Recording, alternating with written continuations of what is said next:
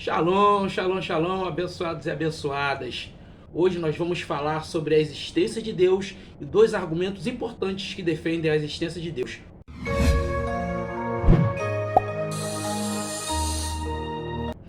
Mas antes de nós começarmos, eu gostaria de estar conversando com vocês a respeito da regra do nosso curso. Então, como vai funcionar?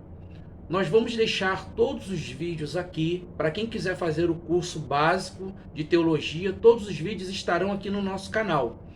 Mas as apostilas e o material em PDF, nós enviamos para você em qualquer lugar do Brasil. Agora, se você quiser acompanhar somente pelos vídeos, você não vai pagar nada, o curso vai ser gratuito. Mas se você disser, bispo, eu quero o meu material impresso, eu não quero em PDF, eu quero impresso. Você entra aqui na descrição do nosso vídeo, vão ter todas as informações aqui do nosso site, do nosso grupo de Telegram, para você adquirir o material, ou também em PDF ou de forma impressa. Os detalhes estão na descrição, você vai entrar no site e lá você vai saber como você vai adquirir o seu certificado no final, que você vai receber após fazer as provas, tudo direitinho. Tá bom? Ficou entendido isso? Então vamos começar a nossa aula. No vídeo de introdução, nós falamos que é praticamente impossível nós explicarmos Deus da maneira como Ele é. Eu dei até o exemplo de um copo d'água, mas é a vontade de Deus, entretanto é a vontade soberana dele que Ele se revele a nós da forma como Ele quis se revelar pela revelação verbal, que é a sua palavra. Então Ele se revela aos homens e nós vamos falar a respeito disso aqui, de como Ele se revela e como nós podemos entender a pessoa de Deus e usar dois argumentos importantíssimos, que eu considero os dois argumentos mais importantes para defender a existência de Deus. O primeiro é o argumento ontológico e o segundo, o argumento cosmológico. Nós vamos estar explicando cada um desses argumentos detalhadamente para que você venha entender que é possível sim compreender e provar a existência de Deus. Então, como foram formulados esses argumentos? O argumento ontológico ele foi formulado no campo da filosofia por Anselmo Canterbury, no século XI. Por que eu considero esse argumento um dos argumentos mais importantes para defender a existência de Deus? Porque Anselmo ele se preocupa em provar Deus através do próprio homem. Vamos ver o argumento de Anselmo, você já vai entender o que eu estou querendo te dizer. Anselmo diz assim, no seu argumento: por definição, Deus é o mais perfeito dos seres, de tal modo que é impossível conceber outro ser mais perfeito. Porém, se supôssemos que Deus existe apenas como uma proposta intelectual e não na realidade, então seria claro, por Deus existir verdadeiramente somente na mente humana ou no intelecto, que seria possível imaginar um ser mais perfeito do que o nosso ser, Deus. A saber, um que existisse na realidade e não apenas no intelecto. Portanto, Deus, o ser perfeito, deve realmente existir. Então, o que Anselmo quer dizer aqui com esse argumento? Deste modo, o homem pode concluir a existência de alguém mais supremo do que ele. Porque se ele pode pensar no seu intelecto, que ele é inteligente, que existe uma inteligência, então, quem é essa inteligência? Então, se nós temos uma inteligência que ela é limitada e nós vemos coisas ilimitadas, então existe um ser ilimitado. Então, Anselmo consegue provar, através desse argumento filosófico, a existência de Deus. Então, se nós temos uma inteligência limitada e conseguimos ver coisas ilimitadas, quando o homem deixa de existir, essas coisas continuam existindo. Então, se essas coisas continuam existindo, elas são sustentadas no universo por alguém que não usa a lei natural. Alguém que está sobrenaturalmente sobre essas leis.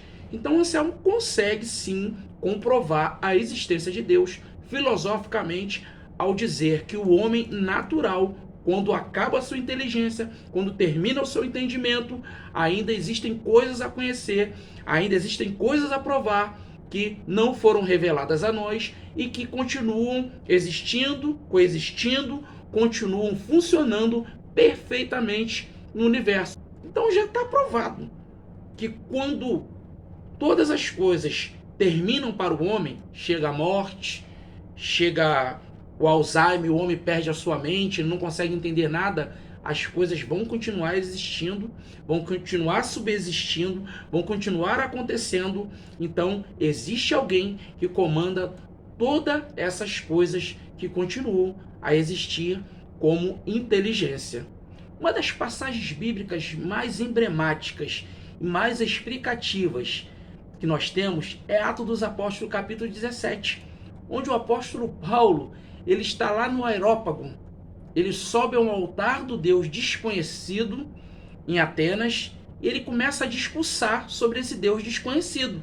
E ele começa falando, explicando quem é Deus. E quando ele chega no capítulo 17, no versículo 26, ele diz assim, acompanhe comigo. De um só fez toda a geração dos homens para habitar sobre toda a face da terra, determinando os tempos já dantes ordenado e os limites da sua habitação, para que buscassem ao Senhor, se porventura, tateando, o pudessem achar, ainda que não está longe de cada um de nós, porque nele vivemos e nos movemos e existimos, como também alguns dos vossos poetas disseram, pois somos também sua geração. Então o apóstolo Paulo aqui, ele dá o exemplo para confirmar, né, o que Anselmo diz aqui, na existência humana, que nós somos limitados, sim, mas que Deus, através da sua inteligência, se comunica com o homem como ele quer, né, se revelando a nós da forma que ele quer. E se a nossa inteligência ainda terminou a nossa inteligência, tudo continua funcionando e sustentado normalmente sem a nossa presença. Então, existe sim uma inteligência suprema que comanda todas as inteligências, a saber, o Eterno, o nosso Deus. Nós temos também o segundo argumento que eu disse que considero também de suma importância para comprovar a existência de Deus, que seria o argumento cosmológico ou o argumento da primeira causa. Esse argumento já é defendido por grandes filósofos, desde Platão, Aristóteles, né, e foi reformulado depois da Idade Média por Tomás de Aquino. E nele nós vislumbramos Aquino defendendo a existência do universo por uma causa inicial, que seria o motivo de tudo, que uma causa primária teria feito a causa de todas as outras coisas coexistirem. Então, ele explica milagrosamente como se explica os milagres da criação, né? Como houve um Deus que tudo pudesse fazer para que isso existisse, isso se sustentasse de uma forma tão organizada, de uma forma tão real e organizada. Então, as leis cosmológicas, por exemplo, né? Então, como é que tudo funciona certinho para uma coisa não atrapalhar a outra, as rotações, né, os horários, tudo bonitinho, né, no tempo, fora do tempo, no espaço, fora do espaço, todas essas leis ordinárias que os cientistas estudam, os filósofos tentam provar, os teólogos tentam provar. Então, deve existir uma primeira causa. Então, esse argumento fala sobre isso, que essa primeira causa seria o Eterno, o nosso Deus, o causador de tudo isso, que começa e comanda toda essa existência, toda essa criação, com essa ordenança, com as suas palavras, como está escrito em Gênesis 1, a partir daí por diante até o sexto dia, onde ele cria tudo, todo o universo, todas as coisas, e sustenta tudo isso debaixo das suas mãos poderosas até o dia de hoje, por eternidade, até que os fins dos tempos cheguem. Então esse argumento, sim, pode provar a existência de Deus, porque se nós não conseguimos explicar O motivo dessa causa inicial, como isso tudo começou, só pode ter um ser supremo que comanda tudo isso. E esse ser é Deus. Então não tem como explicar de outra forma. Por mais que os cientistas tentem provar, pelo Big Bang, por outras causas evolucionistas, por tantas outras causas, não levam até uma ligação que faça chegar à primeira causa. Se o evolucionismo estivesse correto quanto à evolução, que eles dizem que nós evoluímos, por que então a ciência está tão avançada e os primatas, né, que chamados pela evolução, não se transformam em homens tão inteligentes hoje, com a ciência tão avançada do jeito que está? Sabe por quê? Sabe por que não se transformam? Porque eles falam, mas não conseguem provar. Observe só essa figura que eu coloquei aí. Em que momento isso aconteceu? Em que um primata irracional se tornou um ser racional como é o homem. Em que momento isso aconteceu? Esse elo perdido é que tem que ser explicado. E esse elo perdido não se explica, porque a ciência não consegue explicar em que momento isso se deu. Em que momento isso aconteceu? Em que o Homo sapiens se tornou um homem. Então, se não tem como provar isso, não tem como provar. Toda a teoria cai, toda a teoria evolucionista cai no momento em que não tem como se provar quando isso se deu. Ah, e eu já ia esquecendo.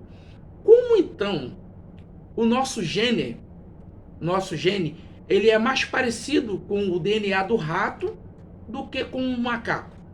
Se as experiências todas para curar doenças são feitas em ratos, porque o DNA do rato é muito semelhante ao DNA do ser humano. Então, por que não usam macacos, já que nós derivamos dos macacos, dos primatas? Então, nós já vimos aí que a ciência se enrola. Há um elo perdido. Se você estudar a evolução, você vai ver que quando a evolução começa a explicar, há um momento em que eles não conseguem mais explicar como o primata vira um homem. Porque não tem como explicar, porque o primata não vira um homem. E esse elo perdido é o que nós chamamos de fé, porque esse elo vai continuar perdido. O homem, pela razão, pela ciência, pela evolução somente, não vai conseguir explicar a existência de Deus. Então esse argumento é importantíssimo para explicar a causa de tudo. Não só a causa da formação do homem, mas a causa de formação de todo o universo, que funciona em leis ordinárias, com alguém por trás comandando e orquestrando todas essas leis ordinárias do universo. Então esse foi o nosso vídeo da existência de Deus, com esses dois argumentos. No nosso próximo vídeo nós vamos estar falando sobre as crenças sobre Deus. Se inscreva no canal, deixe seu like, compartilhe. Bons estudos para você. Até o próximo vídeo. Querendo Deus. Te espero na próxima aula.